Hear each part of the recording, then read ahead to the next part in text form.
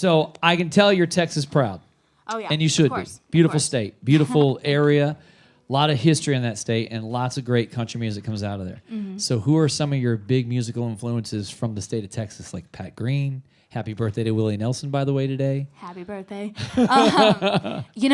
My biggest one, hands down, is Miranda Lambert. I'm from in eastern Texas. I wouldn't quite call it East Texas. People get a little, there's parts of the world that you don't want to call it if you're not technically from there. Sure. I got told I was from South Oklahoma the other day because it's from Dallas. They're like, that's not Texas. So I pulled up a map. I was like, it's Texas. It's Texas. Is it Dallas was not in Texas? I guess it wasn't south enough. I don't know. They need to go back to school and learn their geographical landmarks. It's all things. Anyways, I'm from not very far from where Miranda Lambert is from. And, she also loves dogs. I have a big old German Shepherd, 100 pounds, love him to death. So I always had a connection with her even when I was really young and looked up to her a lot. Somebody in the family musically inclined? Because when I learned this about you, it just blew me away in Vegas that you play 7 instruments. Yes. So who in the family was the musical influence? My dad is not he loves to listen to music, listens to a lot of music. I wouldn't say he sings or plays. It's his escape. But my mom doesn't really either. But we always had music going on in the house, like whether we were in the car or in the kitchen or in our rooms, whatever, we always had music playing. And my mom put me in piano lessons at an early age, but neither one of them really played. So we're still trying to kind of figure out how this happened, but here we are. It's magical. What instruments do you play?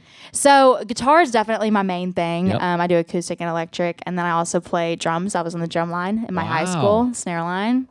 I play mandolin and banjo, piano, and I haven't been counting, but some other ones. So you're like the female Ed Sheeran of country music. You could do each your own little thing. Man, I would love to claim that title, but he's pretty great. Maybe one day. Maybe one day. I love this too. Is that and as a parent, it's really hard for me to understand. You left home at 17. Yeah. And you, like you said, you packed up 6 a.m. the next morning, loaded up the truck, and went straight to Nashville. Yep. How did that conversation go with your parents to let them know? Because I have a daughter who's 22 years old. I still struggle with her leaving the house. And I have a 17-year-old son. He's like, in one more year, Dad, I'm gone. I'm like, no, not so fast, buddy. So I'm struggling with it. How did they hold it? So I started chasing this thing when I was around 11 or 12 years old. We started going up to Nashville every chance we got, every 3-day weekend, every summer we'd go up for multiple weeks. And I don't think it came out of nowhere, which helped. Right. But I found out through my high school program you could graduate early. You could pull through strings here and there. Some things dual counted, and I only had to take a couple online classes, literally 2. I think it was English 4 and Spanish or something like that. And I could graduate a whole year early. So cool. That's how I moved at 17. But that was the conversation that was a little tougher. I'm sure. Because I took a year, went a year earlier than everyone was expecting. But honestly, it seems crazier now that I'm 21 and look back and have friends that did the normal path, or at least a little more normal path. But at the time, I was just so dead set on it. I would have done whatever. I was just so excited to get to Nashville and be so surrounded by music. Did you know someone there that you could actually, for safety reasons? Yeah. Did your parents? Yeah. I mean, I hope so. Oh, yeah. My dad called quite a few people. It was like, she gets in a car wreck at midnight. Please go help her. But, I'd been going so I moved at 17, so I'd been going to town for 6 years. So I had a bunch of people, and most of them obviously were older than me that I was going to visit and give me, they were teaching me guitar or voice lessons or writing with me. And writing rooms, a lot of writers. And I think a lot of them knew I wouldn't know what the heck I was doing when I moved, and they would be there to help me through it. And luckily they all were. And it was a smoother transition than I was expecting. Yeah. But again, really honestly, looking back, it may not have been that smooth. I just might have just been so determined to make it work. You were head set. You're like, I'm doing this. Yeah, for sure. And good for you. Sure. Thank you mentioned Miranda Lambert is one of your heroes. I saw the sparkle in your eye at the ACMs because you were so excited because you had just gotten the word that you were traveling and opening for her at the CDC Festival in London. And I mean, at that point, you're thinking, oh my gosh, I'm getting the chance. What was that like? It was really crazy. I was really nervous. And I mean, the whole thing too is C2C. I don't know if y'all know, but it's over in London. You go to London and then you go to Glasgow, which I think is Scotland. Mm-hmm. My geography is not. I think so. not really all, the 1 year of high school we didn't go to. Blame it on the airtime. You're like, oh, I'm so tired. I don't even know where I'm at. Oh yeah, totally. I can blame it on something for sure. But I was really nervous, but I was also really excited to get that opportunity. It was my first time playing in an arena. Wow. So I had never done that before, and I was on the pop-up stage. So you know how sometimes you'll go to a concert and there'll be a stage that's kind of like in the crowd. I was there, and thank goodness I was facing away, like where the stage was facing, so I only could see about a third of the crowd. And I think that was a blessing in disguise, because I think I would have lost my mind if I could see everybody. I saw those photos. I was like, it was wild. It's insane. And you gained some serious fans out of that show. Oh, it was crazy. Well, what was insane? So I had a song. Of course, I'll end with it because that's my label taught me well. But you end with the single. But I had a song that kind of got some love on social media and online. And there's no country boundaries online. Anybody can see it, and everybody sees it. And I was seeing people sing the words to my songs, my 3 little songs I got to play. And funny enough, obviously there's an accent over there. It's a little different. Sure. It's wonderful, but it's not, exactly how we talk. And I was watching them, and I was like, they're definitely singing something, but I don't know if it's my song. It was the accent.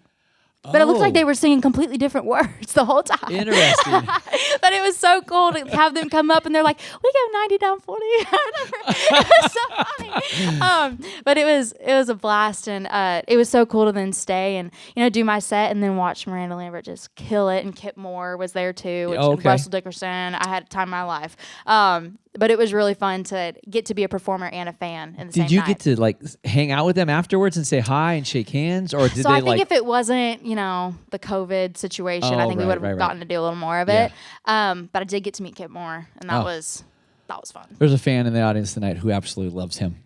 And he was here last night in Portland. No way. Yeah, he stopped at Jubit's Ponderosa Lounge and did a special little private show. Really quick, we found out. We're like, dang it, we missed that show. How did we miss that? They kept it on the DL. They didn't tell anybody. He's good at keeping secrets. Yeah, I guess so. I'm extremely happy for you because I know what it's like to stand on this stage. But last Saturday night was probably the biggest moment in your career. Yeah. Standing and making your Grand Ole Opry debut. Yep. It's incredible. And now tonight, she's making her Portland debut.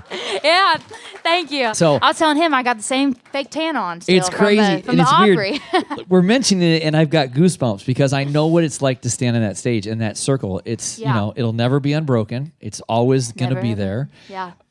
Did you anything run through your mind at the last second thinking, oh my God, don't forget the words to your song, don't trip?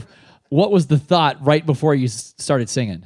So actually the video of it, and I should have composed myself better, but I stepped in the circle and I was looking around, and my first words in the mic was, how am I supposed to do this? Because it was just crazy. And my whole family came in town from Texas, and everybody in Nashville who supported me from day one, and then people who have hopped on the team in the last year and really ended up changing my life. They were all in the crowd, and I could see them all. And cool. Obviously there's, the circle's there. And, I had my guitar player next to me who's played with me since I was 11. Wow. And it was just such an emotional moment for so many reasons. But, man, I was just so excited. And, I had heard all these stories about how people go, everyone's really nervous backstage, especially for their debut. And there's pictures on the walls of anybody you can ever think of being in that circle. Anybody who's ever, shifted the gears of country music. And you get real nervous. But then there's something about the circle where you step into it and there's kind of a peace that comes over. I don't know what that is. I don't know if I believe in ghosts, but goodness. It's an aura. It's really weird. I've heard the stories too, and some of those stories are incredible. It's insane. Yeah, it's nuts. I would lose it. I wouldn't be able to sing because I'd be crying knowing that I'm standing in such a piece of history. I'd be like a blubbering fool. Yeah, so that's what happened for my first 15 seconds, which was fun. That's good. and then I tried to compose myself and get it together, and I asked for so much advice. I was like, what do you wear? What do you say? And all I was told is, all of that doesn't matter. It's just taking every second of while you're up there, because hopefully I get to go back, but that'll only be the first time. Of course ever. You'll get to go back. I sure hope so. Yes. I was trying to make friends with everybody. I was I'll clean dishes. I'll do whatever. I know. I was like, whatever y'all need me to do. I'll be the stand-in band. I'm like, y'all need it vacuumed? I'll do whatever. But it was a really fun night, and definitely something I'll never forget. Absolutely. Congratulations. Thank you. Well deserved. That's awesome. Thank you. I appreciate that. 2 more questions really quick. All right. What's on the bucket list now for Erin? Oh, gosh. Man, the last last few months have been so wild. But I think something that would be really cool is getting on a tour of some kind. I've never done the whole load up in a bus and go and do a million dates. I'll do the dang thing, you know, grind it out. And I would love to do that.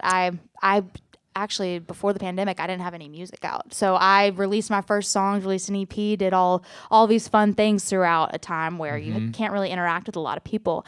So I'm really excited to be able to get on the road one day, hopefully, and get to meet a bunch of people. Well, instead of flying home to Nashville tonight, why don't you fly to Spokane, because Kip Moore's going to be there tomorrow night and get on his tour. Yeah, you want to call him, or can you? You know, I'll have a guy call a guy. I'll jump on it right now. All right, one more question for you real quick, and then we'll get back to some music. You've been working hard. You've been saving money. You've been writing songs. You've been doing stuff on TikTok. When you get that first big paycheck, what is the one thing you've been dying to get? Like take care of your parents, buy a house, or is it something bigger? Man, you know, I would really need to think about that more. Honestly, all of this has happened so quick. It's a whirlwind. You know, 6 months ago, I didn't have a deal. The song just went to radio in March. Like, it's been so wild. I haven't even had time to think about if that were to happen. 8 months ago, I wasn't talking to any labels. I wasn't thinking about a song going to radio. I was just, you know, writing songs in Nashville still and hoping to put one out that somebody would like. And things have really, really changed really quick. well, you have a long career ahead of you. Thank you. And you have plenty of time to find out what you're going to buy. I know. We'll see. We'll all see together. We'll all find out together probably. Y'all ready for some more music? Put your hands together one more time. Erin Kinsey, everybody.